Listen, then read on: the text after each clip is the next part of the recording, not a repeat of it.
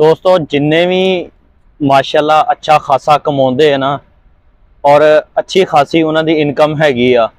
अगर वो 5 7 10 जने मिल के ना एक ग्रुप बना लैन, वो सारे जने मिल के 10 12 जने या जिन्ने भी आसानी ना यानी कि दोस्त इकट्ठे हो सकते आ, वो सब मिल के एक ग्रुप बना के हर महीने दे विच ज्यादा नहीं 500 700 रुपया जड़ा ना साडे वास्ते कोई शै नहीं हैगी। यानी कि जेड़ा अच्छा खासा कमाते हैं, मैं उन्हां दी गल कर रहा।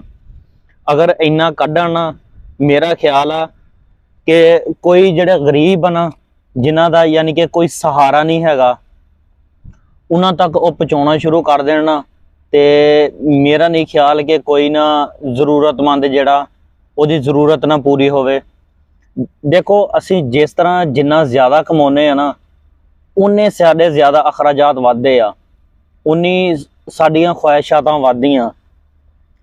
हुण एक घर यानी कि वो गुजारा कर रहा 5000 दे विच या 10,000 दे विच, इन्नी महंगाई दे दौर दे विच, ते एक घर 40 45 हज़ार दे विच गुजारा कर रहा। ते की ख्याल ओनू अगर 5 7 जने रल के 10 जने रल के 500 रुपया इकट्ठा करके, यानी कि जिन्नी अपनी हसबे तफीक जिन्ना कि यानी कि हर बंदा दे सकदा इकट्ठा करके उस मुस्तहिक तक पहुँचाए जान, की ख्याल उन्होंने किसी चीज़ की जरूरत रहेगी? मेरे ख्याल दे विच कि नहीं, उन्होंने ना किसी दे अगे हाथ फैलाउण की जरूरत नहीं पेगी। यार बहुत सारे ऐसे सफेद पोश लोग हैगे आ जेड़े सिर्फ अपने ना फैद पोशी दे विच किसी दे अगे हाथ नहीं फैलाते, लेकिन उन्हां दे घर जाके उन्हां दे माली हालात देखो ना, कसमें खुदा दी रोन आउंदा। जेड़े घर दे विच 40 45 हज़ार रुपये दे विच गुजारा नहीं हुंदा, ते खुद सोचो कि वो 5 7 हज़ार या 10 हज़ार दे विच एक पूरे महीने का खर्चा किस तरह करते। 3 4 बच्चे, फिर उस तो बाद घर का राशन, फिर कोई बीमार हो गया, कह लो कि कुल मिला के 100 परेशानियां जिहड़ियां ना इस महंगाई के दौर दे विच बंदे नूं हैंडल करनियां पैणियां। अगर 5 700 दे साडे नाल हर बंदा उन्हां दी खिदमत करनी शुरू कर देवे, मतलब कि उन्हां दी मदद इस तरह करे कि यार दिखावा नहीं होना चाहिए। सब तो वड्डी गल है, दिखावा नहीं होना चाहिए। अल्लाह की रज़ा वास्ते जो भी करना अल्लाह की रज़ा वास्ते करना, ते सब नूं कोशिश करनी चाहिए कि यार उन्हां तक मुस्तहिक जड़े है ना उन्हां तक पहुँचाया जाए। बाकी दुनिया के निज़ाम यार चलते रहते आ, कम अज़ कम सानू आखरत वास्ते ना जरूर इकट्ठा करना चाहिए। हो सकता अल्लाह पाक की ज़ात ये सदके साड़ी निजात कर दे। यार अज के दौर दे विच ना किसी गरीब तक पैसा पहुँचाना कोई मुश्किल नहीं हैगा मेरे देखण, क्योंकि ऑनलाइन दौर आ, हर चीज़ जिहड़ी आ वो ऑनलाइन चलन दई आ।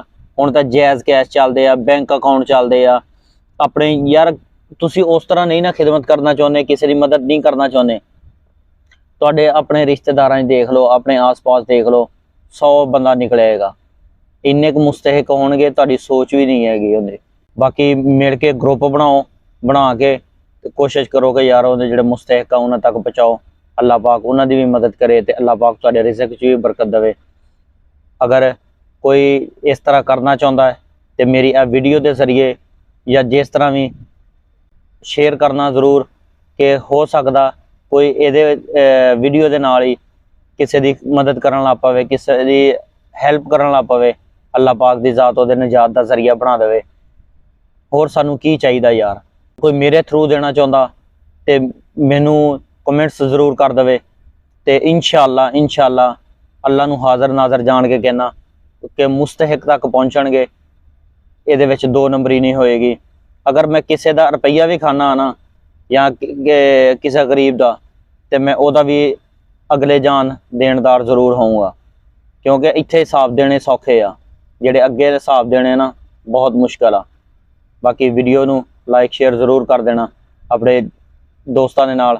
हो सकता कोई इस नेक रस्ते ते या इस नेक काम दे विच अगे कदम चुकन की कोशिश करे। यार बेहतर यही आ कि खुद पहुँचाया करो, मैं तो यही कहूँगा खुद पहुँचाया करो। अगर नहीं है तो इस वीडियो के जरिए थले कमेंट्स कर दियो ਤੁਹਾਨੂੰ ਆਪਣਾ ਯਾਨੀ ਕਿ ਕੋਈ ਵੀ ਚੀਜ਼ ਜਿਹੜੀ ਹੈਗੀ ਆ ਉਹਨਾਂ ਤੱਕ ਪਹੁੰਚਾਉਣ ਦੀ ਮੈਂ ਜ਼ਰੂਰ ਦਊਂਗਾ ਜਿੱਥੇ ਤੱਕ ਮੇਰੇ ਕੋਲ ਹੋ ਸਕਿਆ। ਅਗਰ ਨਹੀਂ ਤੁਸੀਂ ਖੁਦ ਕਰ ਸਕਦੇ ਆ ਤੇ ਵੈਰੀ ਗੁੱਡ ਯਾਰ। ਚੈਨਲ ਨੂੰ ਸਬਸਕ੍ਰਾਈਬ ਜ਼ਰੂਰ ਕਰ ਦੇਣਾ। ਮਿਲਦੇ ਆ ਅੱਗੇ ਕਿਸੇ ਨਵੀਂ ਵੀਡੀਓ ਦੇ ਨਾਲ। ਅੱਲਾ ਹਾਫਿਜ਼।